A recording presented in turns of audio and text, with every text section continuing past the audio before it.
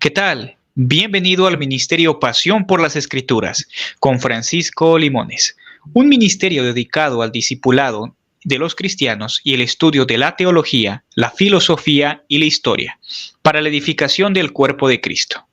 Con ustedes, Francisco Limones. Es un gran honor en esta hermosa hora del país de México, que es acá noche ya, presentar a nuestro querido y apreciado hermano Mike Camargo, que es un hermano que tiene poco que le acabo de conocer, pero que he visto un video que sacó con el hermano Julio César Clavijo Sierra acerca del monoteísmo y conceptos cristológicos del segundo templo unicitarios, y me pareció muy interesante traerlo al canal aquí el hermano. Voy a poner un poco de contexto para que se entienda de lo que vamos a hablar en esta noche, aquí en el país de México. Vamos a hablar en esta noche acerca del monoteísmo y la cristología del Nuevo Testamento desde una perspectiva pentecostal unicitaria. El hermano Mike Camargo ha investigado mucho acerca de este tema y es un experto conocedor de la cristología y el monoteísmo y su relación a la teología del Nuevo Testamento, especialmente las epístolas de los apóstoles y claramente todo el conjunto de los escritos canónicos del Nuevo Testamento, pero que también nos sirve bastante a nosotros para nuestro conocimiento teológico y el fortalecimiento de nuestra fe apostólica. Es un gran honor, de verdad un gran honor, vuelvo a reiterar, tener a nuestro hermano Mike Camargo. Mi hermano querido, es un gran honor tenerte en el canal Ministerio Pasión por las Escrituras. Gracias, hermano Francisco, por la invitación. Bueno, el hermano comenta que soy experto. La verdad, yo soy un estudiante y como muchos me apasiona la palabra, la escritura, todo, y pues nada, eso lo lleva a uno de una cosa a la otra, ¿no? Entonces, pues por la misericordia de Dios he podido venir estudiando algo de lo que es el judaísmo del segundo templo, y claramente eso tiene una relación directa con el Nuevo Testamento, ya que gran parte del Nuevo Testamento se podría decir que estuvo compuesto básicamente durante el periodo del Segundo Templo, que fue la destrucción hasta el año 70 y la construcción fue más o menos 547, sin temor a equivocarme, o al 516 antes de Cristo. Entonces es un periodo bastante largo y con ciertas matices, ciertos eventos históricos, políticos, religiosos y demás al interior de lo que llamamos Judea o Israel, ese territorio, lo que los académicos llaman Palestina. Entonces vamos a ver un poco de eso. Le doy las gracias al hermano Francisco por la invitación, por la oportunidad pues de dar a conocer igual este tipo de temas. La idea es que esto sea algo introductorio, como también lo decían alguna vez con el hermano Julio, que los hermanos puedan investigar, ir más a fondo en estos temas. Y pues nada, hermano, sería eso, y gracias por la invitación. Gracias a usted, querido hermano, por aceptar la invitación. Reconozco que es una persona sumamente ocupada con sus distintos labores que usted tiene, pero que la verdad es un gran honor tenerlo acá de invitado con nosotros. Por otra parte, mis queridos hermanos, lo que no están familiarizados con el término cristología, o tal vez sí, o tal vez no, cristología básicamente es el estudio de la persona de Cristo Jesús en la relación del Nuevo Testamento, por ejemplo, en cuanto a su divinidad, su humanidad, su obra, sus títulos, sus funciones, por ejemplo, Cristo como rey, sacerdote, profeta, Mesías, etcétera, etcétera, como Dios, el Todopoderoso, como Yahvé del Antiguo Testamento, que es el concepto unicitario que nosotros manejamos y creemos fielmente a través del estudio diligente de las Escrituras, y que en esta tarde vamos a explorar más académicamente. El hermano vi su programa que hizo con el hermano Julio César Clavijo Sierra y citó bastantes eruditos trinitarios de la más alta academia. Entonces, igual forma, creo que será de muy, muy buen provecho este estudio que vamos a tener. Así que, por otra parte, también invito a todos los amigos, todos los hermanos que puedan suscribirse a este canal, Ministerio Pasión por las Escrituras, y también el hermano Mike Camargo puedan contactarlo en Facebook. Cualquier pregunta acerca del tema para poder indagar más, es el que conoce más estos puntos. Así que sin más, mi querido y apreciado hermano, vamos a iniciar con el estudio. Así que le voy a dejar espacio, voy a cerrar mi micrófono y voy a proyectar sus diapositivas. Listo, hermano.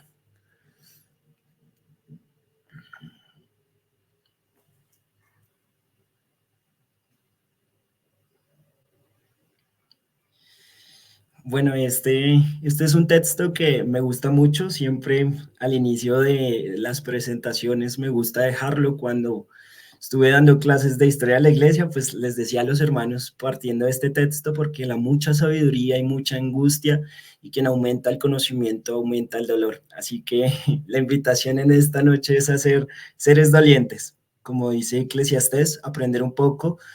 La idea es que podamos abrir la mente a muchas de las cosas que se van a mencionar durante la presentación. Entonces, nada, vamos a continuar. Quisiera dejarlos iniciando con este texto, entonces podemos pasar a la siguiente.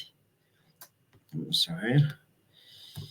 Entonces, bueno, como decía el hermano, aquí tenemos pues el título Cristología del Nuevo Testamento desde una perspectiva pentecostal unicitaria. Quisiera iniciar diciendo que quisiera dar un contexto cultural, bueno, más que todo teológico, para la llegada del Nuevo Testamento. Básicamente los eruditos le llaman a esto partiendo de un concepto sociológico que se llama Swiss in Living, que está en alemán, que es, básicamente es el estar en la vida, es el contexto, todo tiene su contexto. Entonces, el contexto con el que voy a partir es básicamente el siguiente. Vamos a empezar con el monoteísmo en el judaísmo del Segundo Templo. Entonces, en este caso, quisiera empezar con lo siguiente y partir con dos conceptos que se tratan aquí en este artículo de Richard Bauckham del 2007. Se llama The High God, The Most High God and the Nature of the Early Jewish Monotheism. Está en el libro Israel God and Rebecca's Children, Christology and Community in the Early Judaism and Christianity. Es el capítulo número 3 de este libro y es perteneciente a este artículo de Bauckham. Ahí nos hablan de dos tipos de monoteísmo. El primer monoteísmo es este que ustedes pueden ver en pantalla, que el único Dios es miembro supremo de una clase de seres a las que él pertenece. El único en el sentido de que es superlativo, es más como un tipo de posición, no en términos de su ontología, es decir, que no es superior a esos dioses, sino que él está puesto en ese lugar. Entonces sería puesto de esa manera como ese ser que está elevado. Un ejemplo de pronto, si lo podemos poner en este sentido, de un dios elevado podría ser Zeus, que aunque Zeus no es el creador de todas las cosas, él está por encima del panteón griego. Entonces, en este contexto, si ustedes lo leen, se desarrolló en gran parte del cercano oriente, eso también ustedes lo pueden ver en las mitologías, por ejemplo, cananea, y más tarde en los mundos helenísticos como romano, la antigüedad, es una perspectiva que adopta visiones graduales de la realidad y no establece distinciones ontológicas nítidas entre Dios supremo y los otros dioses, lo que decía, o sea, no podría haber una diferencia de pronto entre, un ejemplo, entre Zeus y Poseidón a nivel ontológico, más bien es una función, y Zeus, por ser el hermano mayor, pues está comandando a los dioses del panteón, por así decirlo, ¿sí? Entonces, ese es un tipo de monoteísmo inclusivo del que habla Richard Bauckham, de los tipos que uno podría poner en el periodo del tiempo que estamos tratando, ¿listo? Entonces, el otro que él nos dice sería el monoteísmo exclusivo, ya no es inclusivo, sino exclusivo. Y este nos dice que entiende la singularidad del único Dios en una diferencia absoluta de cualquier otra realidad. Él lo pone en unos términos un tanto filosóficos, unicidad trascendente. Es decir, este Dios es un ser supremo sobre todos los dioses, sobre toda la realidad. De hecho, si ustedes siguen mirando la diapositiva, más abajo él nos dice que básicamente hay una realidad, o la realidad está, hay una distinción binaria entre Dios y toda la otra realidad creada. Entonces, en ese concepto de monoteísmo exclusivo, lo que realizaban los judíos específicamente del periodo de tiempo, como lo entiende Richard Bauckham, es demostrar esa particularidad del Dios de Israel sobre todos los otros seres que podrían tener cierta realidad ontológica como dioses o que las personas pensaban que eran dioses. Entonces, ¿ellos de qué manera lo hacen o de qué forma lo hacen? Lo hacen mediante la monolatría.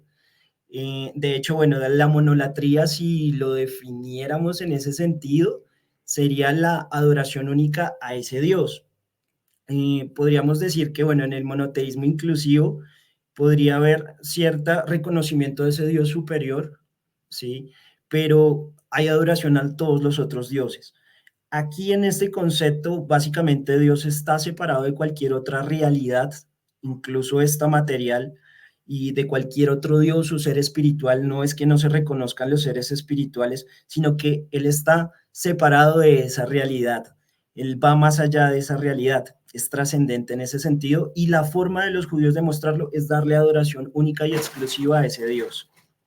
Entonces, básicamente, esos son los dos conceptos y son importantes porque hay personas que de pronto llegan a decir que en el judaísmo del segundo templo y cuando llega Jesús, realmente Israel ni siquiera era monoteísta, sino que a lo mucho era una nación que reconocía que había un ser superior, así como en el monoteísmo es inclusivo, pero que realmente no era monoteísta a rajatabla, o sea, que hacía la distinción claramente de su Dios.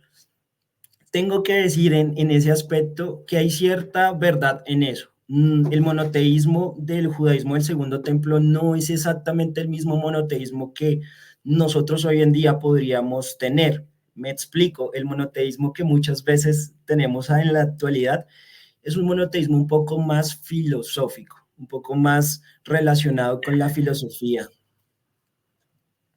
Muy bien, hermano.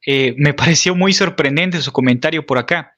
Fíjese que en el proceso de la helenización, la filosofía griega se entrelazó con el pensamiento judío y la interpretación del Pentateuco acerca de la noción de Dios. Fíjese, mi hermano, que a pesar de que tal vez sea parte cierta de lo que usted menciona, que el monoteísmo del Nuevo Testamento no era tan monoteísta como sí lo es en el Antiguo Testamento, especialmente con la declaración del Shema, que es Deuteronomio 6:4.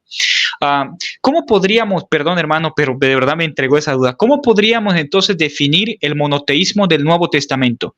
¿Podríamos definirlo en términos bíblicos en el sentido que hay un solo ser unipersonal que se reveló en el Antiguo Testamento como Yahvé o como Yahweh, que lo conocemos nosotros? ¿O había distintos tipos de monoteísmo, como monoteísmo inclusivo o monoteísmo absoluto en el Nuevo Testamento?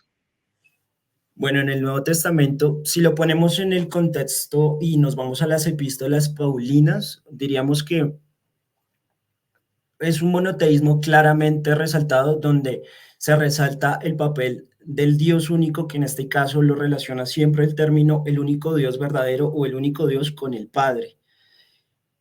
Ustedes van a encontrar que en el judaísmo del segundo templo hay, hay ciertas variedades y hay ciertas diferencias, pero ellos siempre concluyen lo siguiente, que hay un solo Dios. Y ellos nunca, si ustedes leen algún texto del judaísmo del segundo templo, nunca van a encontrar una especulación ad intra, es decir, al interior de Dios, sobre cómo es el interior de Dios en su naturaleza, cosa que después se desarrolla en la teología trinitaria, específicamente más hacia el cuarto siglo. Sí es un monoteísmo, podríamos decirlo estricto, pero es claramente visible por medio de la monolatría, es decir, adorar a ese único ser, y eso lo comparte el judaísmo del segundo templo y el Nuevo Testamento por donde se ve. Entonces podríamos decir, hermano, que los judíos monoteístas del Nuevo Testamento, perdón, si eran monoteístas en su percepción acerca de Yahvé, que era el único y solo Dios verdadero, pero que también aceptaban otras divinidades, o estoy mal interpretando, hermano. De hecho, bueno, yo voy a hablar un poco de eso Ok, más adelante, hermano ok, Francisco, hermano, y creo ok, que eso nos va a aclarar la duda. ok, hermano. Y, porque sí, normalmente ese es el siguiente, es el punto que quiero resaltar, es el siguiente. Pasa que nosotros en la actualidad pensamos en, no sé, lo voy a poner en un término filosófico, como en el término de San Anselmo, que él es el ser máximamente grandioso. Eso es un término filosófico y pone la realidad de que no hay dioses más sino ese único Dios, como si la divinidad fuera esa única sola. No hay más y ya está. Pero en la antigüedad hay cositas que uno va encontrando, incluso en el mundo judío, que pues más adelante voy a explicar, pero el punto del monoteísmo inclusivo y exclusivo del que nos habla Vautrin en este punto es que los judíos sabían identificar la diferencia entre los dioses, la realidad material, cualquier otra realidad de su Dios, que era trascendente, estaba más allá de cualquier otra cosa. Entonces, bajo ese concepto, Vaughan también, por aquí estoy citando a Vaughan, digamos que esto hace parte de lo que de la forma de pensamiento que tiene Vaughan, y es la identidad divina. Él pone ciertas características para demostrar que los judíos sabían identificar a su Dios sobre cualquier otro Dios. Lo primero es que el Dios que ellos tienen es personal, ¿listo? No es como el Dios de los estoicos, como el logos de los estoicos, que es inmaterial, que lleva al panteísmo. Es claramente personal, y no solamente es personal, sino que tiene una relación. O sea, él tiene un nombre que es Yud, Het, Bat, He, bueno, mencionando yo las siglas del tetragramatón o del nombre sagrado. Y además de eso, ellos encuentran una relación porque es el Dios de Israel. Primero, es el creador de todas las cosas y es el único gobernador de ellos. Adicional a eso, es el que los sacó de Egipto. Entonces, para ellos, para el judaísmo del segundo templo, era claro esa distinción entre Dios y los dioses. Él es el Dios de Israel, él los escogió y los sacó de Egipto. Entonces, aquí nos dice Richard Vaughan, digamos que los monoteístas filosóficos, que en este contexto uno podría hablar de Aristóteles con su motor inmóvil, ¿sí? Con el motor inmóvil, que es el que mueve toda la realidad en el contexto de Aristóteles, y podemos decir que él era un monoteísta filosófico. Dice que sostenían que los otros seres divinos deberían tener, derivaban al final del único ser divino. Pensaban, no obstante, que la divinidad derivada de los seres divinos menores era merecedora de reconocimiento apropiado mediante la adoración cúltica. Hay una adoración de culto para las otras divinidades en un contexto filosófico, monoteísta filosófico. Eso sería más que todo el monoteísmo inclusivo, porque hay una adoración directa a esos seres. Los judíos entendían que su práctica estaba justificada, es decir, la monolatría, es decir, adorar solo a Yahvé, ningún otro Dios, o allá, sobre cualquier otro Dios. Incluso era requerida porque la identidad única de Yah era entendida para situarle no meramente como la cúspide de una jerarquía divina, sino que realmente su identidad era única. Entonces, la identidad única de Yahvé son esas dos, digamos que ahí se ponen las citas referenciales de cómo él es el creador de todas las cosas. Ahí está el Deutero Isaías, que es desde Isaías 40 hasta el 66, dicen los eruditos, o hasta creo que es hasta el 50, si no estoy mal, no recuerdo bien. Pero el punto es que ahí de en adelante están todas las citas de que él es creador, y adicional a eso, que es el gobernante de todas las cosas, hay citas de textos que son pertenecientes a la escritura y otros que no.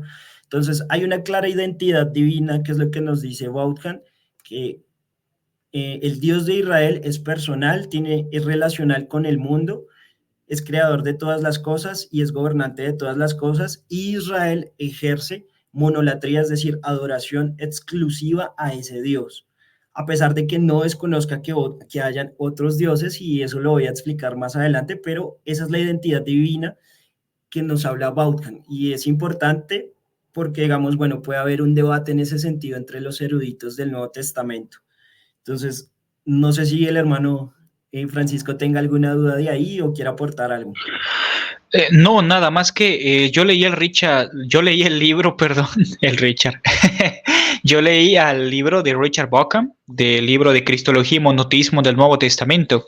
Creo que se lo comenté que lo había adquirido, entonces lo leí. No es tan largo, como 85 o 86 páginas, pero básicamente Richard Bauckham no confiesa directamente que Jesucristo es Yahvé, sino que dice que se incorpora a la identidad divina. cosa que no es lo mismo. De hecho, el doctor David Norris, el erudito pentecostal unicitario, en su libro Yo soy una teología pentecostal unicitaria, hace una crítica a Vaughan.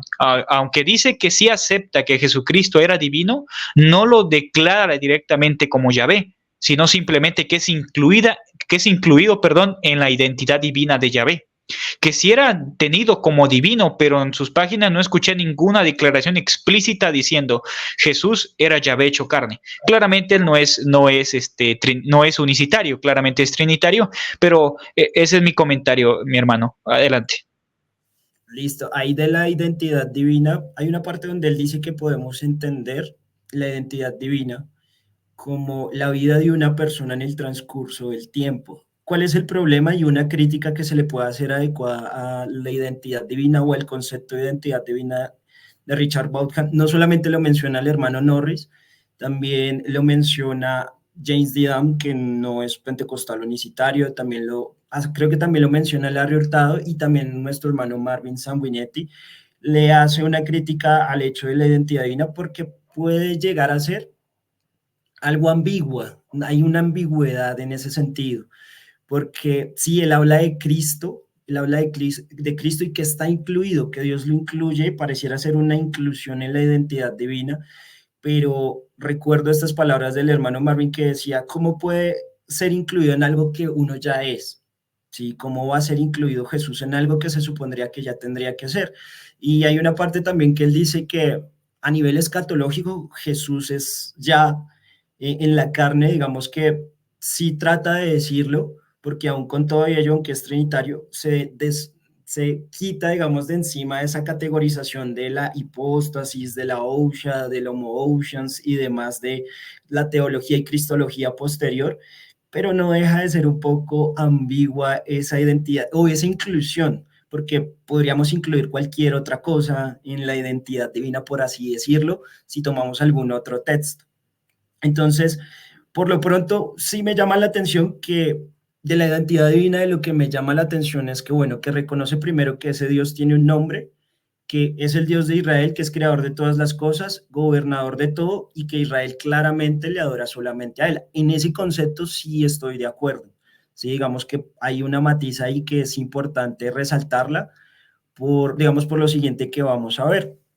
Y este ya es otro erudito que es James McGrath.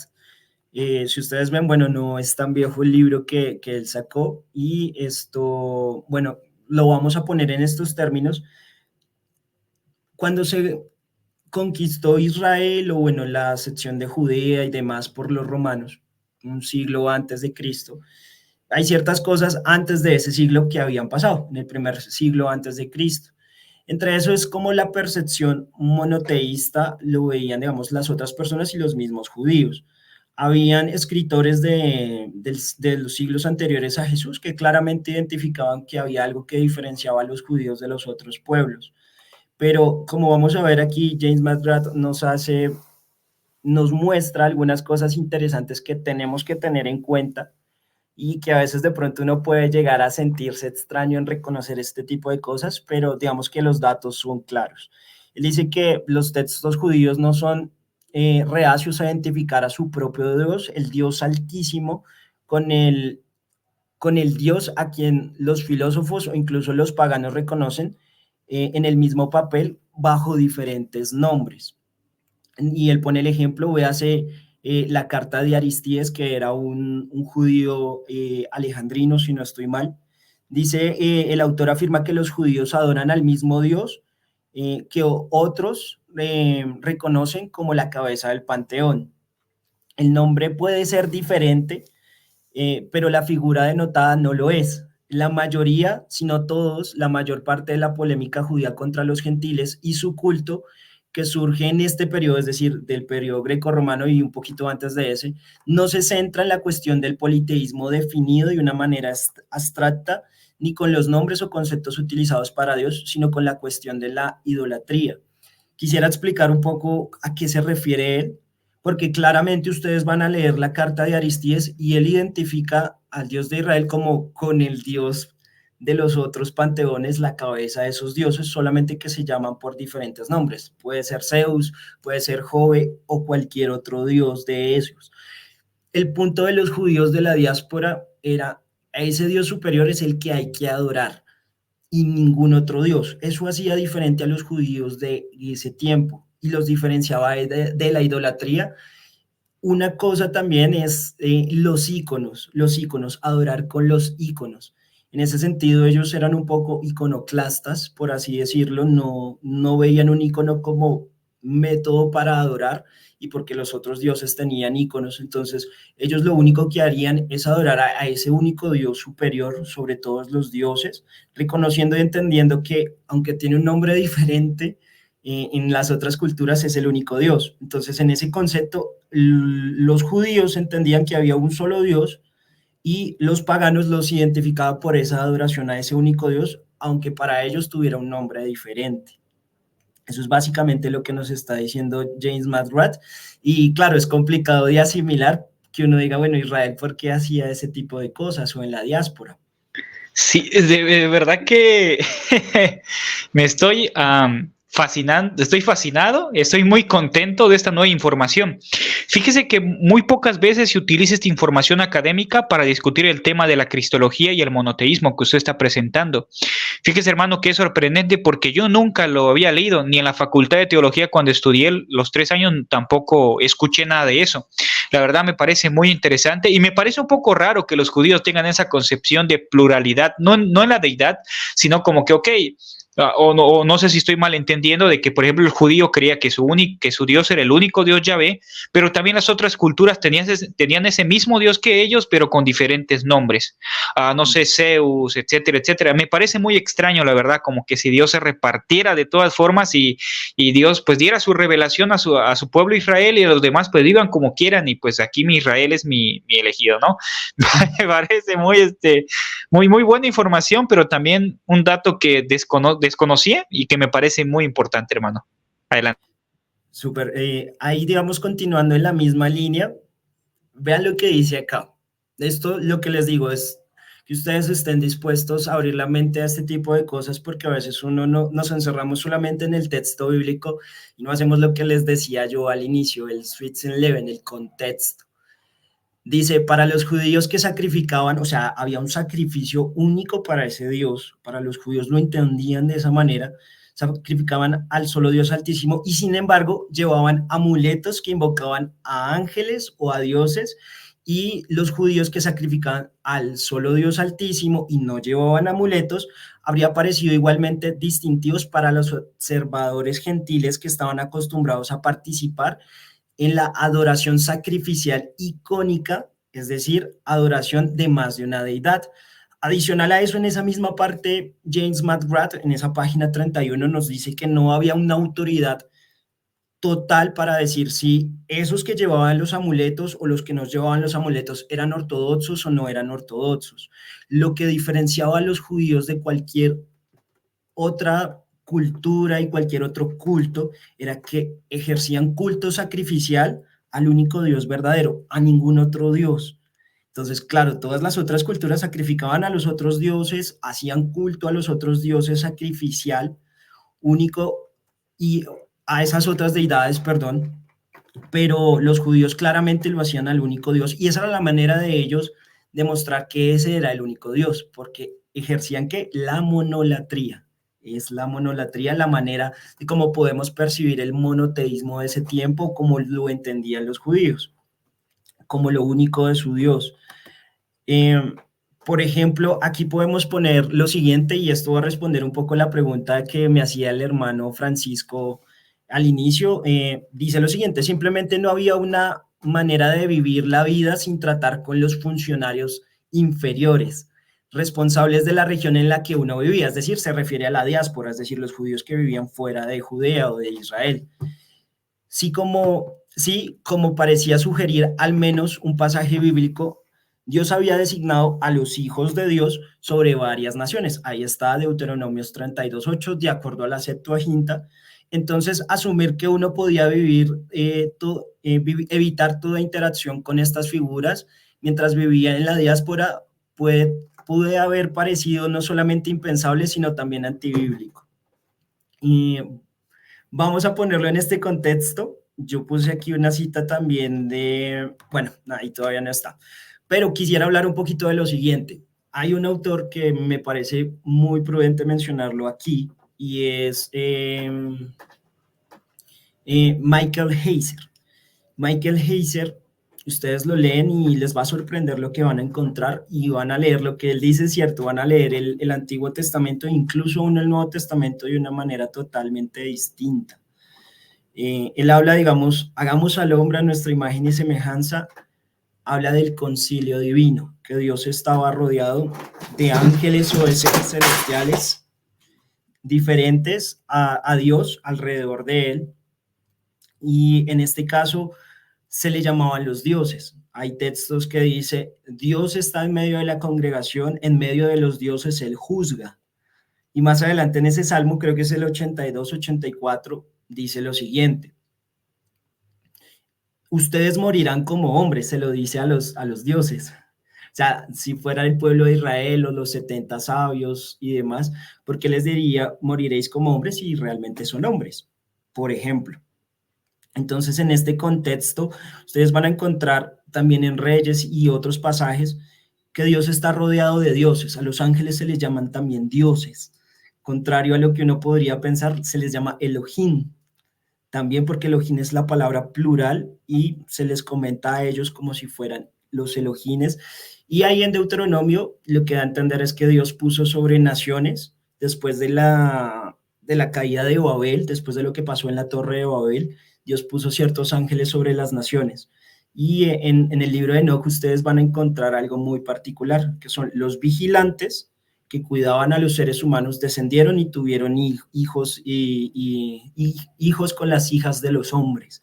Y es una interpretación que hay de Génesis 6, que la sigue también el Génesis apócrifo, que se puede encontrar en los textos de Qumran. Bueno, y ahí también en lo que sería el libro de Enoch. Y no solamente eso, pareciera ser que también la segunda epístola de Pedro y Judas también hace mención de eso, y lo relaciona con el pecado que hicieron esos ángeles con el de Sodoma y Gomorra. Entonces ese es el contexto que hay sobre ese concilio divino de Dios, y cómo un judío podría percibir, bueno, Dios tiene un concilio divino y están sobre las naciones. Entonces sería algo que menciona así por encima, pero les invito a profundizar. Sabe, mi querido hermano, si me permite comentar rápidamente algo, va lo siguiente. El hermano Norris, en su libro que acabo de mencionar, Yo soy una teología pentecostal unicitaria, dice que de las dos formas puede ser la siguiente manera. La traducción de la Septuaginta del hebreo, del idioma hebreo al griego, que es la Septuaginta, sirvió mucho, pero también perjudicó mucho también. Porque como los judíos fueron helenizados y necesitaban una traducción para que las demás personas pudieran entender su idioma y la palabra de Dios en sus manos, la helenización funcionó como un cambio epistemológico en su mente acerca de la idea de Dios y de Yahvé. Por ejemplo, mi querido hermano, usted mencionaba algo sumamente importante que está diciendo ahorita, acerca del concilio divino del erudito que acaba de mencionar. Yo creo personalmente que como que el monoteísmo, voy a llamarlo así, el monoteísmo primario que se encuentra en el Pentateuco, Moisés, Abraham, Isaac, etcétera, todos los monoteístas del Antiguo Testamento, especialmente con Moisés, David, que eran monoteístas estrictos. Yo pienso, ¿no? Ahorita me contesta la pregunta, pero le hago una pregunta también. Ellos pensaban de la misma forma que el judaísmo del Segundo Templo pensó acerca de Dios, o tenía un distinto pensamiento respecto a Dios. Porque veo acá que el judaísmo del Segundo Templo hubo un cambio epistemológico en Dios. Tal vez no en su ontología, pero sí en su descripción de ser el único e indivisible Dios. Acerca del corte divino, la verdad me parece muy interesante. También otros eruditos unicitarios como el hermano Jorge Medina, que es especialista en hebreo, dice que más bien era lengua semítica, un plural de majestad, una lengua semítica, porque a veces interpretamos como el hagamos, como lo hace Latinoamérica, ¿no? El tipo del idioma que ponemos, pero en idioma hebreo pues no había rayitas negras, no había resaltadores, entonces ponían eso. De hecho, la palabra, perdón, de hecho la palabra cielo también es plural. Hayamayin, plural, todo lo que termina en H-I-M es plural, ¿no? Elohim, el cielo, el rostro también, panim es plural también. Pero me pareció muy interesante su comentario, pero eso me cabe más que nada una duda, como que, bueno, hubo un cambio epistemológico en el pensamiento de los judíos y también la Septuaginta jugó un papel importante acerca de eso, porque el hermano Norris también comenta en su libro que acerca del pronunciamiento de Dios se fue desapareciendo también. No estamos hablando del nombre de Dios, pero simplemente como un comentario. Pero usted piensa, hermano, o yo pienso que como que hubo un cambio epistemológico entre lo que pensaba David, lo que pensaba Moisés acerca de Yahvé y lo que pensaba el judaísmo del segundo templo. Pienso que el judaísmo del segundo templo como que se alejó más por la filosofía helenística acerca del pensamiento de Yahvé, de lo que Dios había revelado en el Pentateuco.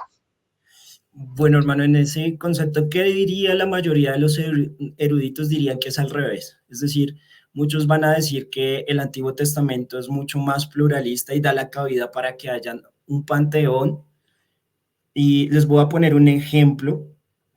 En este caso, cuando ustedes leen la mitología de Ugarit es una ciudad cananea, ustedes se sorprenderían al encontrar que el panteón de ellos tenían un dios que se llamaba El. Se parece mucho a El Elyon, Elohim, El Shaddai. Todo eso se lo aplicaban a él los cananeos. Él tenía un vicerregente que es Baal, que es el dios de las tormentas. Y ustedes van a encontrar que todo el Antiguo Testamento está plagado del mismo lenguaje que incluso los cananeos. Lo que pasa es que uno podría decir algo que dice Michael Heiser, que los escritores bíblicos en el Antiguo Testamento, y no es que yo sea experto en eso realmente, y he leído pues sí un poco al respecto, pero lo que sí él dice es que el Antiguo Testamento o muchos de los escritores bíblicos tomaban de las ideas de los pueblos donde ellos estaban y decían, no, esta es la verdadera historia, esto es como realmente es. Porque ustedes van a encontrar que incluso en Mesopotamia, todas este tipo de mitologías, ustedes van a encontrar relaciones, relatos de las inundaciones, cosas de este estilo, los gigantes, Gilgamesh, que era un gigante, y no necesariamente quiere decir que la helenización trae la idea de los gigantes, por ejemplo, porque ya era una idea que estaba en los pueblos semíticos, como Israel, que existían realmente gigantes y que eran hijos de los dioses. Entonces, no necesariamente es helenístico. De hecho, usted va a encontrar, hermano, que la mayoría dice que después del retorno de Babilonia, bueno, de la cautividad, Israel empieza a ser un poco más monoteísta que antes. Y ustedes van a ver que los profetas siempre lucharon con algo, con Baal, con Acera, con los lugares altos, y mostraba que Israel, la mayor parte de Israel no era monoteísta. Es más, en el templo había un tipo de altar para Acera, y hay algunos eruditos que dicen que Dios tenía esposa. Dice la Acera de YHWH. Eran judíos que le tenían esposa a Dios. ¿Por qué razón? Porque en la mitología cananea él tenía una esposa. Entonces, vamos a encontrar que hacia el judaísmo del segundo templo, los judíos empezaron a ser reconocidos ahora sí como los creyentes en ese único Dios, a pesar de estas variaciones que estamos viendo.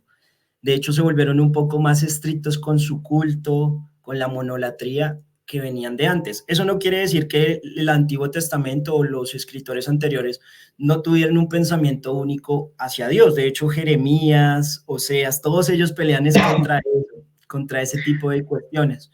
Pero en general Israel hacia ese tiempo empieza a ser un poquito más monoteísta en ese sentido, si lo podemos decir así, por la monolatría. Fíjese, mi querido hermano, perdón, hermano, le digo que iba a hacer una conversación, pero muy bien, hermano.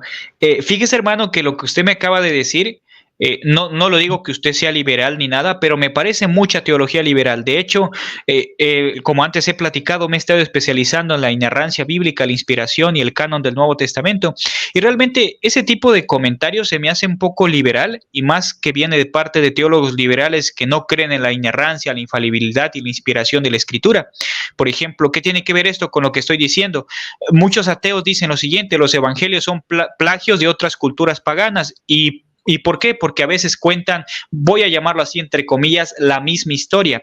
Entonces dice, lo que pasa es que los apóstoles empezaron a copiar otras ideas de otras culturas paganas para aplicarla a Jesucristo y así para que tenga sentido todo su evangelio, ¿no? El cristianismo del primer siglo.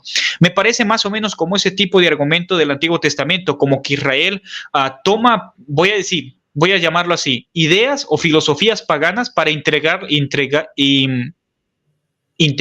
perdón, al pensamiento de ellos acerca de Yahvé. Se me hace más o menos así, ¿no? Claro, los eruditos que usted menciona pues tienen su peso académico, vaya la redundancia, la academia, pero se me hace ese tipo de argumento muy liberal, honestamente, que puede ser cuestionado porque si yo honestamente me parece muy interesante todo lo que usted ha dicho, pero si interpretamos de esa forma el Antiguo Testamento, que lo que está escrito fue tomado de otras culturas paganas, ¿dónde quedaría la inspiración? No estamos hablando ahorita de la inspiración ni la inerrancia ni nada por el estilo, pero sí que me confronta por la idea que poseo y por la idea que poseemos como cristianos conservadores, si nos podemos llamar así, como cristianos conservadores. Pero adelante, hermano, es mi comentario. Listo, hermano. Pues puede sonar, sí, ciertamente, aunque si ustedes leen a Michael Heiser no era ningún liberal. Él no era ningún liberal y él es el que dice en parte este tipo de cosas. Ahora, vamos continuando un poquito más, volviendo al judaísmo del segundo templo.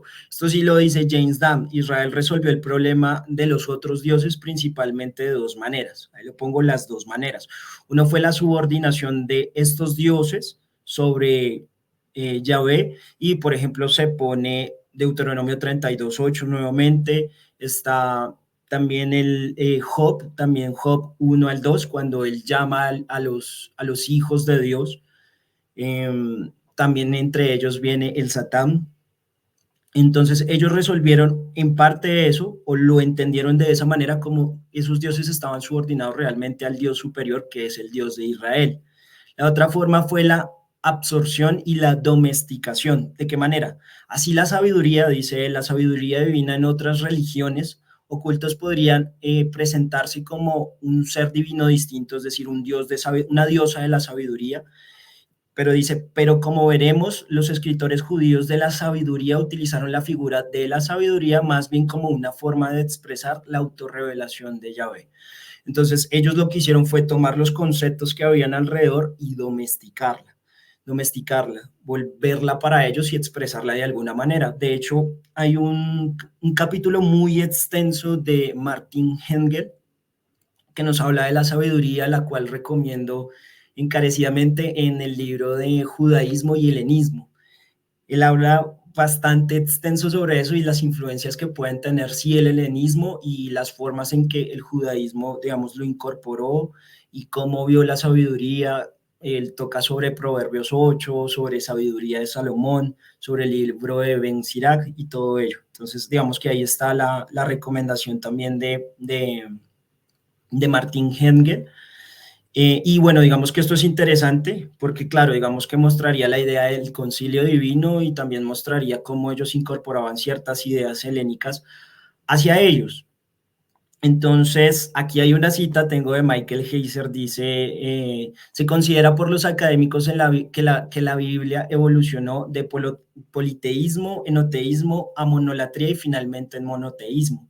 Sin embargo, Michael Heiser dice lo siguiente, hermano Francisco, la afirmación apunta que la creencia, aunque Yahvé era un Elohim, era cualitativamente único entre todos los Elohim. Habían muchos Elohim, pero él era único en cualidad. La principal característica distintiva de Yahvé de cualquier otro era que de otro Elohim fue su preexistencia, la creación de todas las cosas, incluido el ejército del cielo, es decir, los ángeles y los seres celestiales. Lenguaje... Hermano, no Señor. sé, no sé, se está cortando, no sé si es mi internet o es el de usted, porque se me fue ahorita, se me fue. Solo pude escuchar. Solo pude escuchar donde dice, aunque Yahvé era un Elohim, ahí terminó, se me cortó acá, para que lo repita otra vez, hermano. Listo. Aunque Yahvé era un Elohim, era cualitativamente, es decir, en cualidad, en su ontología, único entre los otros Elohim, entre los dioses. La principal característica distintiva de Yahvé de cualquier otro Elohim fue su preexistencia, que él preexistía y que él era el creador de todas las cosas, aún del ejército del cielo, es decir, de los ángeles o seres celestiales. ¿Sí se está escuchando bien?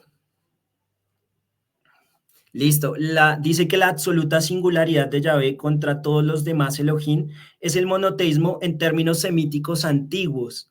Y la religión israelita ortodoxa refleja esto en todas las etapas, es decir, la capacidad de reconocer que Yahvé era el único Elohim entre todos los Elohim. Es decir, que ese era el tipo de monoteísmo semítico de los antiguos, eso es lo que nos dice Michael Heiser, y él era experto en el Antiguo Testamento. Ok, entonces podría decir lo que dice Michael Heiser, perdón. Entonces diría lo siguiente. En el Antiguo Testamento, con Moisés, David, Jeremías, el profeta Isaías, o sea, todos ellos creían que solamente Yahvé era el único y verdadero Dios, el único Dios que merece ser adorado, pero también no descartaban la posibilidad de otros Elohim, o sea, de otros dioses también. ¿Así estoy entendiendo o estoy entendiendo mal? Pero esos dioses, ¿eran dioses en su pensamiento judío ontológicamente reales o eran ídolos de piedra? Eran ontológicamente reales, eran Ok. ángeles del concilio divino, Ok. que lo llaman el concilio divino. Entonces, claramente también habría idolatría, pero, o sea, el pensamiento de ellos es que está la corte celestial y se les puede llamar dioses, los hijos de Dios, los ángeles de Dios, los enviados de Dios, y entre otras cosas. Es decir, ellos no desconocían la realidad de esos seres. Nosotros en la actualidad tampoco lo hacemos, pero cuando nos enfocamos en monoteísmo, desconocemos que hayan ese tipo de divinidades, por así Sí, decirlo. así es. Sí, sí. De hecho, lo que usted me menciona, hermano, que ahorita está exponiendo es nuevo para mí. Honestamente, me está gustando mucho, mucha información, muy buena, hermano, porque muchas veces enfatizamos tanto el monoteísmo, pero no vemos el contexto cultural de su desarrollo. Porque nosotros vamos al texto bíblico, podría decirlo así, preconcebidamente, el monoteísmo estricto del Antiguo Testamento. Claramente nosotros sabemos que el único y verdadero Dios, pues es Jesucristo, el único Dios verdadero que debe ser adorado en exaltación, adoración, veneración y todo lo que realmente le pertenece a Él como el único y verdadero Dios, quien es Jesucristo. Pero, por ejemplo, nosotros como buenos hispanos o latinoamericanos, en el pensamiento cristiano que usted me está mencionando aquí en América Latina, especialmente en la comunidad cristiana, sea trinitaria o unicitaria, nunca pensamos de eso cuando llegamos al Antiguo Testamento. O sea, pensamos que Moisés creía que solamente Yahvé era el único Dios, pero también no descartaba otros dioses también. Ese es algo nuevo y muy interesante, pero eso no quiere entender que era politeísta, o sea, en el sentido que, no sé, que también adoraba a aquel o todo le rendía adoración. No, no, no, solamente a Yahvé se le rendía adoración. De ¿Verdad, hecho, hermano? Sí. sí, de hecho esa es la reclamación siempre en el Antiguo Testamento de Dios. O sea, no vayan en pos de tal cosa, no hagan tal cosa. No quiere decir que no hubieran ángeles que estuvieran puestos alrededor de las naciones, ¿sí? Entonces el problema era adorarles con monolatría y aparte que Dios a Israel lo escogió, ese es su pueblo. En ese sentido, sí era pueblo suyo, él eligió estar solamente con Israel durante un periodo de tiempo y es verdad. O sea, él lo dice, yo los escogí a ustedes por encima de los otros dioses, de los otros pueblos. De hecho, recuerde que algo que me impactó a mí mucho fue digamos, como la geografía cósmica de los dioses de los que habla Michael Heiser, creo que es en su libro Supernatural o El Reino Invisible. Naaman, por ejemplo, que él era de Siria, él viene a visitar al profeta, no me acuerdo si es Elías o Eliseo, y pasa algo muy curioso. Él va al río, al Jordán, se mete 7 veces, pero da la casualidad que él habla del Dios de donde él viene, y él hace algo muy curioso. Él se lleva tierra de Israel y se la lleva para su tierra. ¿Por qué? Porque esa era la tierra que le pertenecía a Yahvé, al Dios de Israel y él se lo lleva para adorar allá. Y dice que ahora ese va a ser el Dios de él y que le va a rendir culto. Por eso se lleva tierra, porque pareciera ser que estaban los dioses organizados por las tierras. De hecho, cuando uno mira la salida de Israel de Egipto, es una batalla cósmica. Todas las 7 plagas, todo es una batalla de Dios contra los dioses de Egipto. contra las ideas que tenían los dioses, se tenían de los dioses de Egipto, por ejemplo. Entonces, siempre está esa idea de que sí hay seres que posiblemente ya están rebelados contra Dios y que gobernaban en ciertas naciones. Póngase a pensar en lo siguiente, hermano Francisco. Hay una parte muy curiosa en el libro de Daniel, en el capítulo 10, que dice que viene el ángel, le da la revelación a Daniel, y él dice que venía de pelear ¿contra quién? Contra el príncipe de Persia, y que solamente le estaba ayudando Miguel. Ese príncipe de Persia no era un hombre, y que además venía el príncipe de Grecia a pelear contra ellos después. Entonces, siempre está plagada esa idea de que hay seres o ángeles que seguramente cayeron con las naciones y que querían culto para ellos, y que seguramente eran príncipes de Dios que habían caído. ¿Podríamos llamar esos tipos de divinidades del Antiguo Testamento como no sé, podríamos llamarlos demonios? Porque recordemos que los demonios son divinos en el sentido de que tienen una existencia divina e inmaterial fuera de nosotros, ¿no? Nosotros somos seres materiales en toda la extensión de la palabra, pero así como los ángeles son seres divinos, no que sea la divinidad suprema en el sentido de que solamente Dios es el único y verdadero Dios, pero, o sea, también podríamos decirlo, como usted menciona, ¿no? Los ángeles son Elohim, en el sentido que me cuesta todavía decir dioses a ellos, como divinizarlos así, porque en mi pensamiento soy monoteísta desde la cabeza a mis pies, entonces se me hace un poco politeísta declarar eso, pero se me hace la verdad muy antibíblico, pero bueno, a lo que estamos exponiendo, ¿no? De que entonces podríamos llamarlo que las demás deidades, por decirlo así, podríamos llamarlos demonios, o sea, como esos Elohim, podríamos llamarlos demonios, o única y exclusivamente a los ángeles. Bueno, ahí es que es un tema complejo el tema de los demonios, porque uno tiene un concepto de que los demonios son los ángeles caídos. Hay diferentes conceptos en ese aspecto y preferiría no meterme, no ahondarme en ese tema aún, pero incluso hay una posición que dice que los demonios son los espíritus de los gigantes, porque, bueno, los gigantes, según cierta concepción, son los hijos de los ángeles y de las mujeres que nacieron de aquí de la tierra. Cuando ellos mueren, no tienen a un lugar realmente donde ir, porque no son ni de arriba ni de abajo. Entonces, se dice que en el Nuevo Testamento se hace referencia a eso con los espíritus inmundos. Entonces, esos espíritus inmundos en el Antiguo Testamento, en Levítico, lo inmundo tiene que ver con una combinación que no es sacra. Entonces, ahí hay una idea de que realmente los espíritus son los espíritus, o bueno, esos seres gigantes que murieron y no tenían a dónde ir. Eso es una posición de que son los demonios. Claramente hay algunos que van a decir que los demonios son los ángeles caídos, pero lo que digo, o sea, es algo que ustedes tienen que explorar, no quisiera andar en eso. Sí, hermano, claro.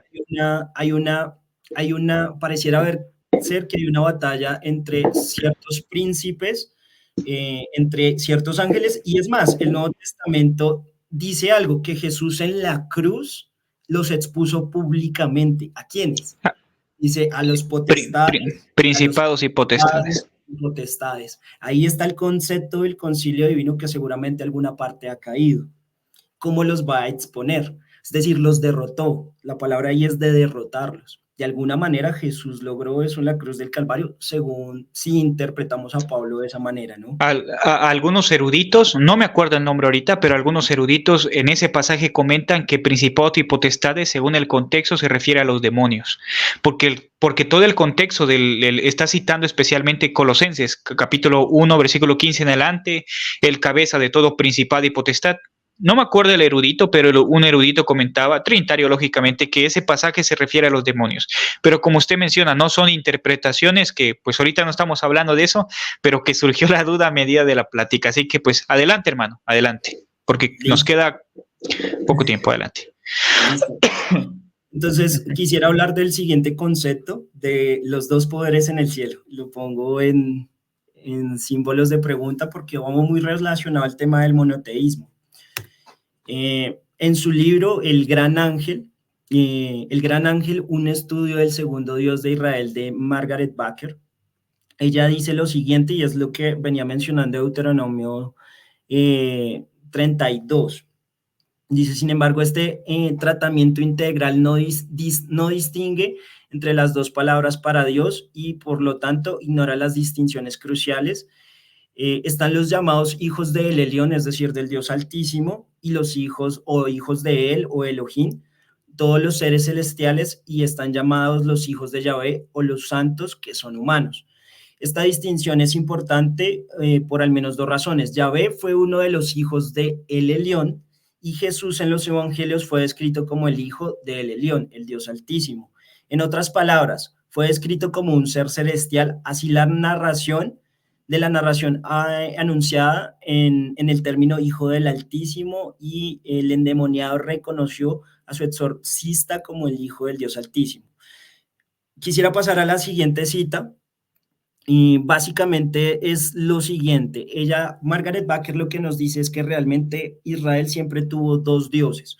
Uno que era el Dios Altísimo, y de entre su corte celestial había un Dios especial que era Yah, y que allá le dio para gobernar en Israel.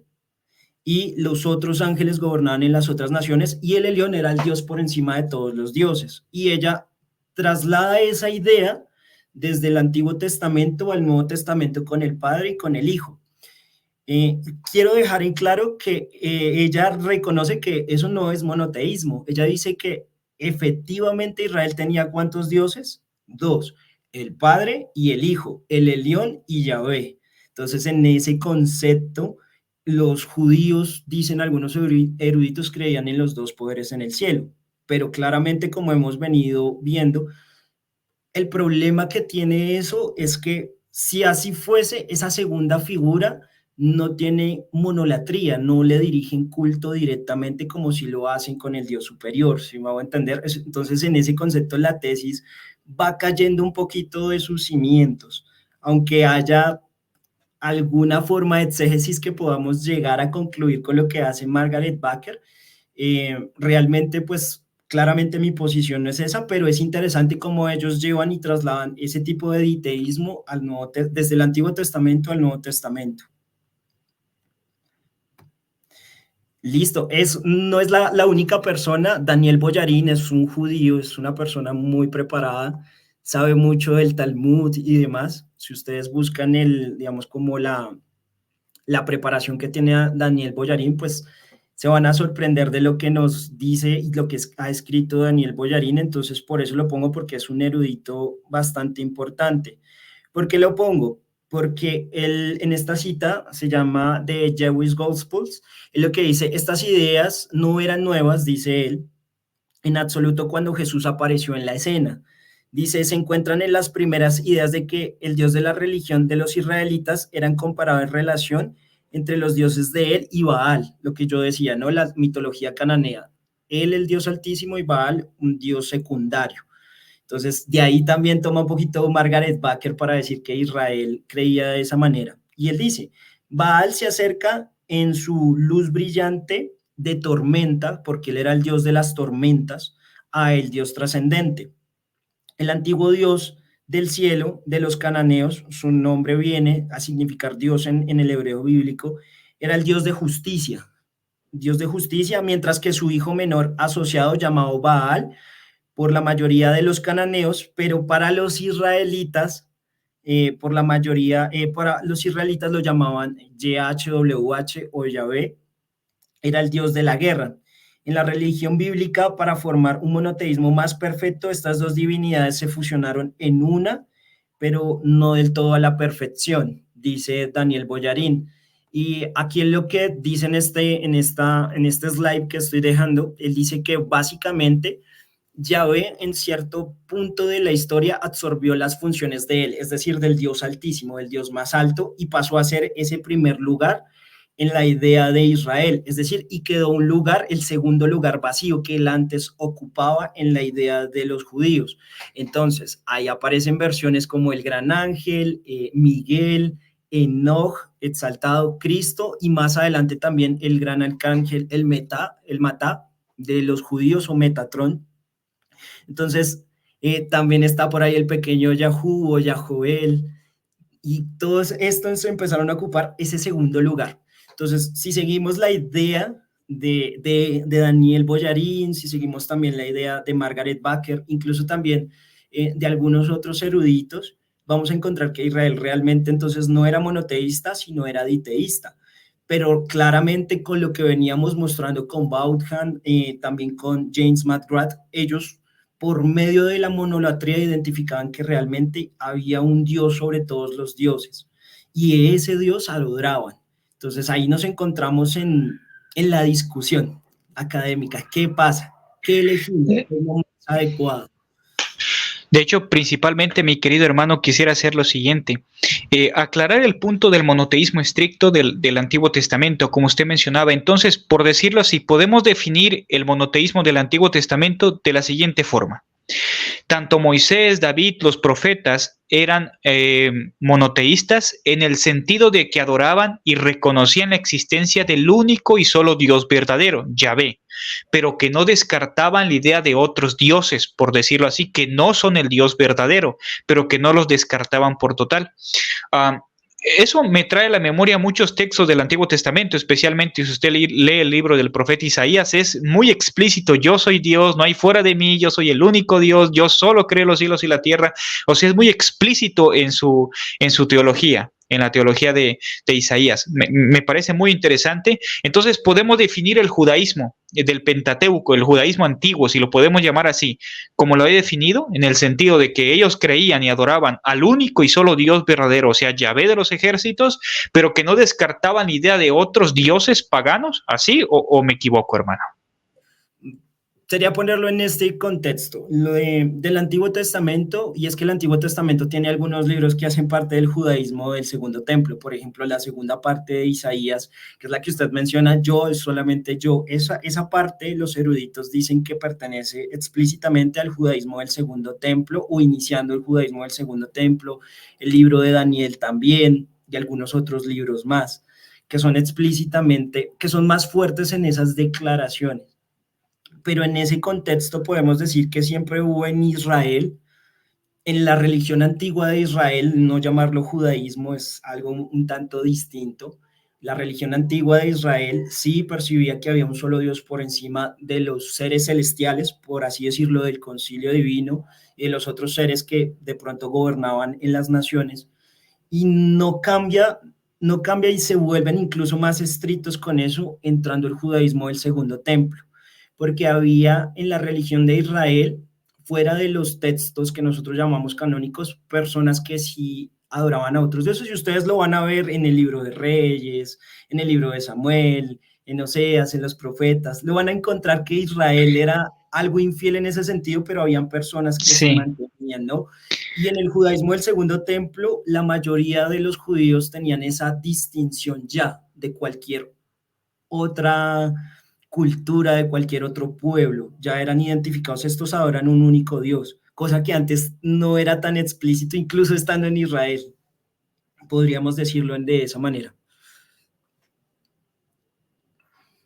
Hermano, está... Sí, bueno, mi hermano, esa es una confrontación teológica nueva, una confrontación teológica que yo sé que algunos eruditos y hermanos como el hermano Norris, hermano Marvin Sanguinetti o tal vez el hermano Bernard han tratado sobre este punto. La verdad desconozco, estoy especulando nada más, no conozco, pero estoy especulando.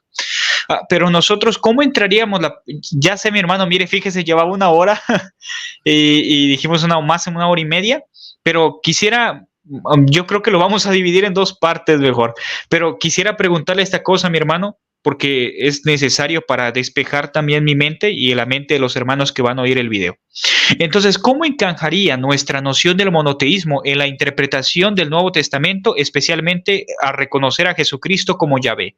O sea, si el Antiguo Testamento, especialmente Moisés, Isaías, los profetas, etcétera, etcétera, el Pentateuco, el libro profético, la literatura sapiencial, o sea, todo eso, ¿cómo encaja en nuestra noción del monoteísmo del Antiguo Testamento? Porque según la confrontación que me está dando ahorita en el sentido académico, entonces nuestra predicación de un monoteísmo estricto ha estado equivocada. si realmente, digo, ¿no? Mi opinión, si realmente el monoteísmo no era así como hemos predicado, entonces quiere entender que nosotros estamos equivocados. O sea, no equivocados en nuestra cristología, sino equivocados en el monoteísmo que nosotros hemos anunciado tan fuertemente como el movimiento pentecostal se destaca, unicitaria, claramente. Pero, ¿cómo encajaría esa noción de ese tipo de monoteísmo con Jesucristo como el único Dios verdadero, o sea, como Yahvé? ¿Cómo encajaría esto? Yo sé que lo iba a tocar más adelante tal vez, pero sí me entra ese tipo de cuestión. Listo, lo voy a poner en estos términos. Piénselo de la siguiente manera. A nivel ontológico, es decir, en el ser de Dios, y aunque utilizo una palabra filosófica, para ellos la distinción ontológica en la antigüedad era clara. Hay un solo Elohim que es superior a todos los Elohim porque Él es el Padre y creador de todas las cosas. No descartamos los seres celestiales y que les podamos llamar dioses porque el Antiguo Testamento en cierta medida lo hace, pero Él está por encima de ellos, es decir, a nivel ontológico, en su realidad. Él es superior a todo. Y vea que no tiene ninguna especulación al interior de Dios, cosa que sí hace después la idea trinitaria. En ese sentido podemos encontrar que en todo el transcurso del judaísmo, específicamente del Segundo Templo, Dios parece ser unipersonal, solamente que le da funciones a ciertos seres y a ciertos seres exaltados que aparecen y eso llega a confundir. Llega a confundir, uno piensa que porque un ser es exaltado, entonces ahora es un dios, tiene que adorarse. No, simplemente es un estado de exaltación que ellos tenían, la idea de los ángeles exaltados como Aramiel, como Miguel, como cualquier otro ser, lo reconocen, sino que incluso aunque los reconocieran, está por encima de eso. Ahora, Jesús, cuando llegamos al tiempo de Jesús, eso es lo interesante. Ahí está la discusión. Jesús es ese segundo poder en el cielo. Jesús era como un ángel cualquiera de los otros. No, Jesús es incluido en el culto que se le daba a ese único ser celestial que entendían los judíos que estaba por encima de todos los otros dioses. Entonces, eso lo hace único y no es que nosotros estemos errando en el hecho de nuestro único Dios verdadero, no, porque es el único Dios verdadero en el sentido de que Él es el creador de todas las cosas, hacedor de todo, pero aunque hay otros seres celestiales, hemos de reconocer que Él está por encima de todos ellos. Y Jesús es no incluido, Él es No. la manifestación visible, la cúspide de ese ser que llamaban YHWH. Me parece muy interesante, mi hermano, porque todos los términos que usted me está comentando, por ejemplo, es muy buena aportación, porque nuestro pensamiento no es lo mismo decir, como dice Richard Bauckham, que Jesús estaba en la identidad divina, a decir que Jesús era realmente Yahvé hecho carne entre nosotros, Dios mismo manifestado en carne, el Dios invisible se hizo visible, el Dios trascendente se hizo inmanente, el Dios impalpable se hizo palpable, el Dios que no podía sufrir vino a sufrir en forma corporal a través de Jesucristo. Y ciertamente la adoración que se le brindaba a ese único Dios en el Antiguo Testamento como Yahvé ahora se le brinda a Jesucristo. De hecho, muchos pasajes del Antiguo Testamento se le aplican directamente a Jesucristo y terminaríamos más de 2 horas explicando los pasajes de que Pablo cita que es referente a Yahvé y que lo aplica a Jesucristo. No que lo incluye, sino que lo aplica a Jesucristo directamente declarando que Jesucristo es Yahvé o Jehová o Yahweh, como le quiera usted llamar. Pero realmente es muy interesante cómo cabe eso en nuestra teología unicitaria, cómo se va armando todos los cabos, ¿no? Y como usted mencionaba, el judaísmo, pues anteriormente no, el judaísmo del segundo templo que usted mencionaba, que no tenía esa idea de una separación ontológica entre personas como el trinitarismo ortodoxo llegó hasta el IV siglo. Pero sí, muy, muy interesante, hermano, adelante. Listo. Quisiera hacer salvedad de lo siguiente.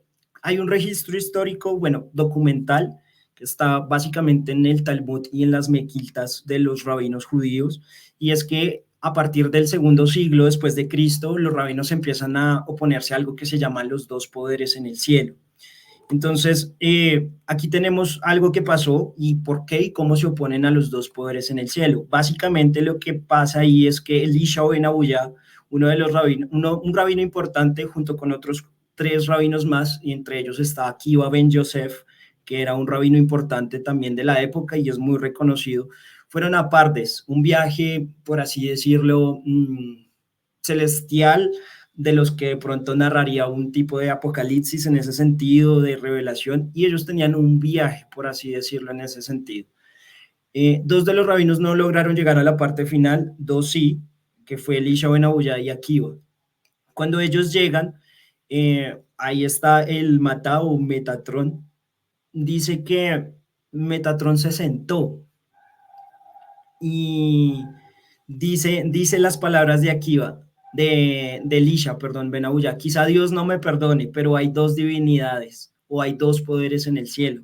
Entonces llevaron a Metatrón y lo castigaron con 60 azotes de fuego diciendo, ¿por qué no te levantaste ante él cuando le viste? Entonces se le dio permiso para tachar los méritos de Ajer o de Elisha Ben Abuya y un Bat Kol salió y dijo, volveos hijos descarriados, citando Jeremías 3:22, excepto Ajer. El Bat Kol es una voz, un eco celestial, un eco celestial. Por así decirlo, un ejemplo de Bat Kol en el Nuevo Testamento. Cuando Jesús subió del agua, vino del cielo una voz que decía, ese es el Bat Kol. Este es mi hijo amado en el cual tengo complacencia. Listo para que ustedes tengan el contexto de qué es el Bat Kol. Y el Bat Kol también es relacionado como una paloma. Es decir, que es una relación directa, no es que sean dos personas, digamos, en ese contexto judío, sino que el Bat Kol es como un tipo de paloma, de entendimiento como los veían los judíos y los rabinos de ese tiempo. Entonces, bueno, volviendo ya a esto, de lo del Bat Kol y de la voz que sacó a Ger del libro de los méritos, no lo van a aceptar más, básicamente se desechó a Elisha Ben Abuya porque él pensó que habían dos divinidades en el cielo. ¿Qué pasó? Cuando ellos llegaron, Metatrón básicamente como es el escriba del cielo, que es ese ángel celestial que está escribiendo los méritos de Israel, no se levantó, toda la corte se levantó, pero Metatrón no. Entonces él concluyó que como él no se levantó, entonces habían dos poderes en el cielo, Dios y Metatrón. Entonces por eso fue castigado Metatrón porque no se levantó, según esto en Hagiga 15a. Y también esto está en el libro de Enoch, en el tercer libro de Enoch. Pasa lo mismo, pero no está el castigo de Metatrón, ahí sí no está. En este libro de Enoch, Metatrón es la exaltación de Enoch sobre todos los cielos, ahí en ese trono, entonces ahí también hacen la similitud entre Jesús y el gran ángel, el Matá. Entonces está esa idea del castigo por creer en los dos poderes en el cielo. Hay una exégesis rabina en contra de esto. Primero se cita, esto es Éxodo, Yahvé es varón de guerra, Yahvé es su nombre, porque cuando el santo, bendito sea él, se reveló en el mar, es decir, cuando abrió el mar, se les apareció como un joven que hacía guerra. Y más adelante dice que se les apareció en el Sinaí como un anciano lleno de misericordia. Entonces dice, para no dar oportunidad de decir que hay dos divinidades en el cielo, porque él dice que el joven y el anciano, por Daniel 7, porque Daniel 7 dice que está sentado el anciano de días y viene uno como el hijo del hombre, las dos figuras. Entonces lo que están diciendo los rabinos o la interpretación rabínica es que el anciano de días y el hijo del hombre son Yahvé, uno como misericordia, con sabiduría, entregando la ley en el Sinaí, y de otra forma como guerrero, como un hombre joven que pelea. Entonces esa es la interpretación rabínica, por ejemplo, de Daniel 7, combatiendo un poco a los que creían en dos poderes en el cielo, porque ellos citaban Daniel 7 para decir que habían dos divinidades. Pero como les decía, si lo pensamos de esa manera, va a ser un problema incluso para una persona trinitaria, tener una forma de exégesis de los dos poderes en el cielo. De hecho, el mismo Daniel Boyarín dice que lo que triunfó en el concilio de Nicea fue un solo poder en el cielo. Listo, ahí les dejo digamos, la exégesis rabínica. Aquí pongo algunas citas más, están también en la Mequilta del Rabí Ismael Bajodesh, Sanedrín 38, Hagiga 14a, y curiosamente en la literatura cristiana hay algunos paralelos como en los Hechos de Pedro, el segundo Contaquión de Romanos, el melodista, sobre la teofanía. Me refiero a lo siguiente, los rabinos creían que Dios aparecía como ese ser anciano y como ese ser joven. Y en los Hechos de Pedro, ahí en lo que ponemos de Romanos, Romanos el melodista y también Apocalipsis del 1 al 10, se muestra que Jesús es tanto el anciano de días como el Hijo del Hombre, según esta interpretación popular cristiana, y es muy similar a la interpretación rabínica, combatiendo a los dos poderes en el cielo. O sea, o sea, mi hermano, por decirlo así, esa noción de los dos poderes en el cielo fue rechazada por algunos judíos. O sea, fue condenada o rechazada, por decirlo así. No fue una doctrina unánime de todos aceptaron ese. O sea, fue simplemente como una propuesta teológica acerca del pensamiento de Dios, pero que algunos rabinos, por decirlo, rechazaron esa idea. En este sentido, podemos decir que, bueno, siguiendo un poquito el pensamiento de Larry Hurtado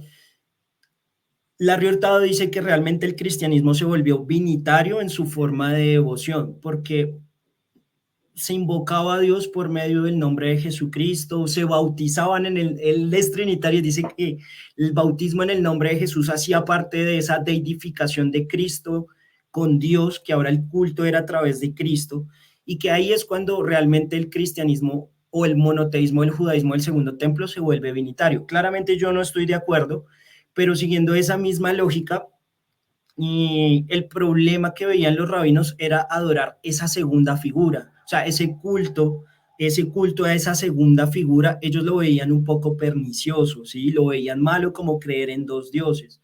Claramente, incluso para nosotros nos podría aplicar eso, nos podrían tachar de eso porque nosotros creemos en la encarnación y nosotros tenemos una distinción entre el Padre y el Hijo como Dios y Dios encarnado, pero claramente nosotros adoramos al Padre en Jesucristo, por medio de Jesucristo, le conocemos por medio de Jesucristo, le adoramos como el Padre mismo porque en él habita corporalmente toda la plenitud de la deidad. Pero incluso estaríamos más cerca como pentecostales unicitarios a esa idea un poco más rabínica y no de dos poderes. Muy bien. Adelante, hermano. Listo. Entonces, esto es importante porque esa literatura que les pongo ahí abajo y el segundo siglo es importante porque la mayoría de los cristianos eran monarquianos y los Hechos de Pedro, personalmente yo los clasifico como un texto que podría ser fácilmente monarquiano por las expresiones que tiene y que ustedes, si ustedes leen Hechos de Pedro, lo van a encontrar, y también Apocalipsis del 10 al 18, cómo ese símil entre, claro, Jesús es el Hijo del Hombre, pero la semejanza que tiene es la del anciano de días de Daniel 7. Así es. Listo, también está por aquí la oración de José, es una segunda figura y me pareció curiosa y quería mostrarla, lo interesante que es esto, porque Orígenes de Alejandría cita un comentario en su comentario de Juan, perdón, un texto apócrifo judío que se llama la oración de José. En esa oración, Jacob Israel, que es, digamos que la cabecilla del pueblo de Israel, básicamente donde viene el nombre de Israel, es un arcángel del poder del Señor y jefe supremo de los hijos de Dios, es decir, de los ángeles. Como tal, fue con los otros patriarcas, Abraham y Isaac, creado antes de toda criatura. Esa era la percepción de ese texto apócrifo judío. Y no solamente eso, también dice que el hombre, que es el hombre que contempla a Dios y que él es el primogénito de todas las cosas vivientes al cual Dios confirió la vida. Entonces, claro, nosotros encontramos similitudes con cosas que se dicen de Jesús en el Nuevo Testamento. Y el paralelo, claramente uno lo puede ver. También le dice, Israel es mi primogénito, que lo dice por allá en Éxodo 4:22, pero aquí en este texto, aunque en el Antiguo Testamento se refiere al pueblo en general, el texto lo que hace es decir que es mi primogénito, es este ángel que se llama Jacob, y pues ahí también pone que luchó con el ángel, vamos a ver dónde está, con el ángel, uy, no se me pasó, creo que es Uriel, sí, ahí dice el arcángel Uriel, que le tenía celos y ahí es la batalla entre Jacob y el ángel. Entonces esa es la interpretación de ese texto del pasaje de Génesis, ¿no? Entonces está esa segunda figura y está Martin Hegel, para que ustedes lo lean, el Hijo de Dios y el origen de la Cristología y la historia de la religión judía. Y básicamente quisiera terminar con esto, hermano. el monoteísmo según Hurtado, que era lo que yo les decía. Y creo que esto apoya mucho también, podemos tomar de ahí, y estoy de acuerdo con la afirmación de Hurtado cuando él dice que la práctica religiosa y cultica de los judíos devotos del periodo romano, es decir, del tiempo donde Jesús vivió, el siglo anterior de donde Jesús vivió, era un compromiso monoteísta. De hecho, en la esfera externa y tangible de prácticas de adoración tenemos indicaciones aún más obvias y cruciales de ese compromiso. Ellos eran comprometidos. Entonces, él dice, es posible malinterpretar las descripciones honoríficas de ángeles principales y otras figuras exaltadas en los textos judíos. Una particularidad, una posibilidad expuesta en las lecturas de estos textos por parte de algunos eruditos, que era lo que veníamos hablando de lo que decía Daniel Boyarín y Barker. Y particularmente si tratamos estas referencias fuera del contexto de la práctica religiosa de quienes escribieron estos textos. Por ejemplo, es posible confundir la referencia de Filón al logos como un segundo Dios, como una evidencia de una perspectiva diteísta, a menos de que tengamos en cuenta el contexto más amplio de estas declaraciones y la enfática afirmación de Filón de que la adoración debe ser restringirse o debe restringirse únicamente al Dios de Israel. Entonces, ahí lo que está diciendo Vaughan es que no podemos confundirnos que aunque hay figuras exaltadas, hay un plenipotenciario al lado de Dios. En los textos del judaísmo del Segundo Templo, los judíos eran claros a quién adoraban, a quién iba dirigido ese culto.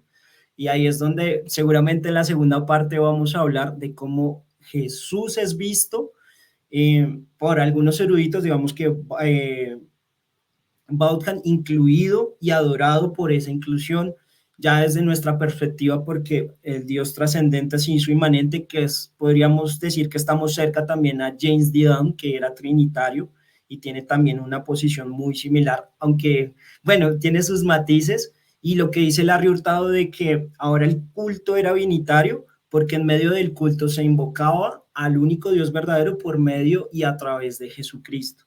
Pero digamos que en ese contexto, la adoración, quiero que se lleven en esta noche es eso, que la adoración era exclusiva a ese Dios único de Israel, y que llegado el Nuevo Testamento, eso lo encontramos hacia Jesucristo en cierta medida y mayormente yo diría que en Apocalipsis, y cómo Jesús es relacionado con algunas otras cosas, sabiduría, por ejemplo. De hecho, mi querido hermano, aunado al comentario que usted está diciendo, vamos con lo siguiente. Por ejemplo, el hermano Norris, en su libro, que acabo de mencionar también ya varias ocasiones, porque me parece un buen libro y un buen erudito el hermano Norris, dice lo siguiente: de hecho, la confesión cristológica de la iglesia es que del primer siglo es que Jesucristo es verdadero hombre y verdadero Dios, aunque explícitamente en el texto bíblico no era así, como tal una declaración sistemática, sí había nociones y declaraciones explícitas acerca de eso. Por ejemplo, Juan 20:28, Tomás le dijo, Señor mío y Dios mío. Y otras partes de la carta a los romanos dice, por la gracia de un hombre, Jesucristo. Aparece la palabra antropos ahí, que es designación de un hombre completo en toda su plenitud y extensión de la palabra. Pero por otra parte, mi querido hermano, quisiera destacar lo siguiente, ¿no? Yo no estoy de acuerdo con el erudito que usted menciona acerca de que el concepto del cristianismo del primer siglo era binitario. Usted también acaba de decir que no concuerda con ese punto. Pues los dos somos unicitarios, lógicamente no concordamos con ese erudito. Pero por otra parte, mi hermano, el apóstol Pedro, cuando llegó el día de Pentecostés y vamos avanzando acerca de los derramamientos del Espíritu Santo, nos vamos avanzando. El apóstol Pedro, siendo un judío comprometido con su monoteísmo, lee el libro del profeta Joel y aplica algo muy curioso, que tal vez lo han analizado, ¿no? Todo aquel que invocar el nombre del Curios, del Señor, será salvo. Y Efesios capítulo 4, versículo 5, un Curios, un Señor, una fe, un bautismo. Y en las cartas del apóstol Pedro predicamos a Jesucristo y a este como Señor.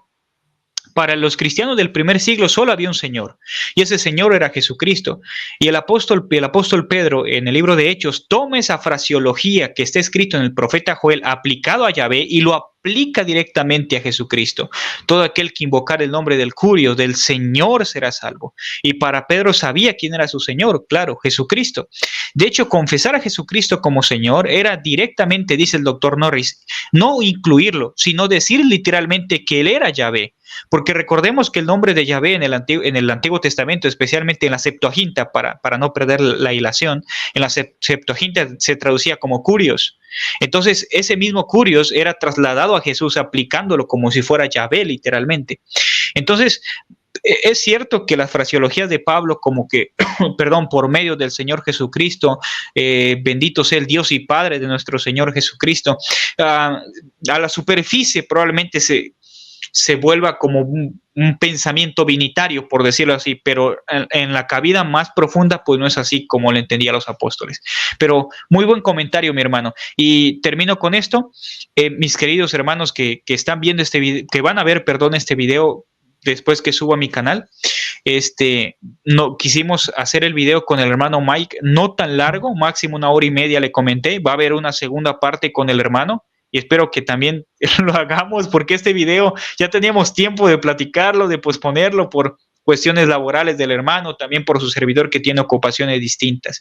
Pero antes de despedirnos, mi hermano, de verdad se lo agradezco de todo corazón, mi querido hermano, por estar aquí en mi canal, por darme su tiempo, su conocimiento, y lo valoro mucho, mi hermano. Gracias de todo corazón por su amabilidad, por estar aquí con nosotros, y adelante, mi hermano, adelante. Listo, quisiera concluir con lo siguiente. Bueno, ahí está toda la bibliografía para que, si quieren, pueden tomarle un pantallazo y indagar, buscar, leer ustedes mismos. No solamente la invitación es a los hermanos unicitarios, sino si hay una persona trinitaria, pues que lea sobre estos temas, que se empape de estos temas. Son importantes. Estamos aquí en Latinoamérica, estamos muy atrasados. Esta cuestión viene más o menos desde el siglo pasado a inicios, y hay algo que se llama la historia de la religión, o la escuela de la historia de la religión, que podríamos decir que creo que nace en Alemania y demás, y toda esta discusión viene desde allá y al día de hoy sigue estando. El hermano Marvin Sanguinetti ha aportado, digamos, como a esta discusión cristológica recientemente, el hermano Norris, el hermano Bora, el hermano David Bernard también. Y pues nada, seguir leyendo, a no ser de pronto, yo sé que a veces somos muy rígidos con las cosas, pero es aprender. Yo sé que a veces esto genera choques con las creencias que uno trae preconcebidas, lo sé, se los digo que yo también lo he tenido, porque yo vengo de una familia pentecostal unicitaria, más o menos 45, 50 años, mi familia son. Y yo he venido estudiando estas cosas, y es una cuestión de entrar a estudiar, entrar también al debate desde nuestra perspectiva, porque casi no hay. Entonces nos llevan la ventaja en este sentido, tengo que decirlo, muchos eruditos trinitarios, pero ya ha empezado esto, y la invitación es a esa, que se animen a investigar, y pues nada, tendríamos la segunda parte. Esta primera parte quería, hermano, que fuera un poquito más sobre el monoteísmo, sobre el concepto que podría llegar a tener el judaísmo del segundo templo, que es un monoteísmo estricto, monolátrico, y seguramente en la siguiente parte vamos a entrar en el monoteísmo cristológico y el monoteísmo cristológico con nuestro enfoque pentecostal unicitario. Amén, hermano. Amén. De hecho, muchísimas gracias, mi hermano, por estar aquí con nosotros en el Ministerio Pasión por las Escrituras. Hermano, suscríbase a nuestro canal. Vamos a seguir publicando material teológico. Y para terminar, mi hermano, termino con estas palabras. De verdad, hermano, que este material teológico y esta discusión, por llamarlo así, o mejor cambiarlo de término, este diálogo que tuvimos los dos, realmente nos confronta a estudiar, investigar, indagar y escudriñar profundamente las Escrituras. No simplemente quedarnos con lo superficial, simplemente leer un texto en la superficie. Tenemos que hacer exégesis, revisión histórica, gramática, lingüística, o sea, un montón de cosas, en la revisión del contexto cultural del Antiguo Testamento, y un montón de situaciones que usted acaba de comentar. Y de verdad que es muy importante hacer esta labor que estamos haciendo. Y de hecho, no he visto mucho acerca de un pentecostal unicitario como los que estamos acá presentes los dos, acerca de discusión académica de estos temas que tenemos. De verdad que ojalá que beneficie bastante a los hermanos y empezamos a leer, investigar e indagar. Sin más, me despido. El hermano Mike también le dejo que se despide un momento. Dios los bendiga, mis hermanos. Gracias por estar aquí con nosotros. Y hermano Mike, despídase y damos por finalizar esta entrevista. Hermano Francisco, muchísimas gracias por el espacio. Espero que haya sido de edificación para los hermanos, que sigamos buscando la verdad así a capa y espada como lo hemos venido haciendo los pentecostales unicitarios de tiempo atrás, y entrar en estos lugares, en estos recovecos que no nos atrevemos a veces a entrar y es necesario, porque nuestra voz yo sé que va a ser escuchada en muchos espacios y en este espacio académico es necesario entrar. Yo les deseo a todos una feliz noche y una vez más gracias, hermano Francisco. Dios te bendiga.